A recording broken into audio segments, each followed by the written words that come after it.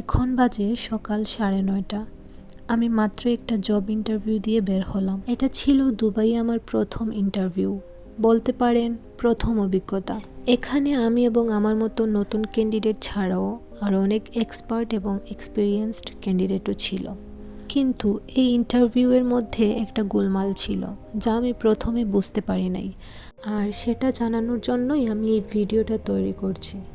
Interview হলে আমাকে প্রয়োজনীয় সব ধরনের কোয়েশ্চন করা হয়, অ্যান্ড এক পর্যায়ে আমার মনে হচ্ছিল আমার জবটা মনে হয় হয়ে যাবে। তারা আমার সব ধরনের ডকুমেন্টসও চাইছিল, ভিসা, পাসপোর্ট, আমার ইউএই আইডি কার্ড, সব কিছু। কিন্তু গোলমালটা হলো, তারা আমাকে বলতেছে আমার এই জবের জন্য আমাকে 500 দিরহামের মতো চার্জ দিতে হবে, যেখানে 500 দিরহামকে কনভার্ট করলে অলমোস্ট 16 থেকে 17 হাজারের মতো টাকা হয়।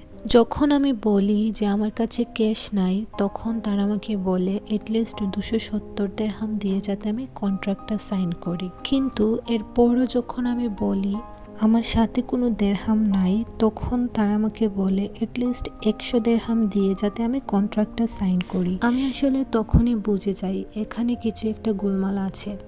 এখানে অনেক মানুষ আছে যারা অনেক দিন ধরে বেকার, যারা জব খুঁজতেছে। তো তারা আসলে এই ধরনের কোম্পানি বা এজেন্সির পিছনে অনেক টাকা ডালে, এন্ড তারপর এদের পিছনে জবের জন্য ছুটতে থাকে, কিন্তু না পায় জব, না পায় টাকা। যারা এখানে জবলেস, যারা নিজের দেশ ছেড়ে এখানে আসছে কিছু একটা করার জন্য, তারা আসলে দুবেলা খাবারের টাকা নিয়ে অনেক হিসেব করে। আর তারা যখন এসব ভুয়া এজেন্সির পিছনে জবের জন্য টাকা ফেলে এজেন্সির পিছনে দৌড়াতে থাকে, তখন ব্যাপারটা আসলে অনেক দুঃখজনক।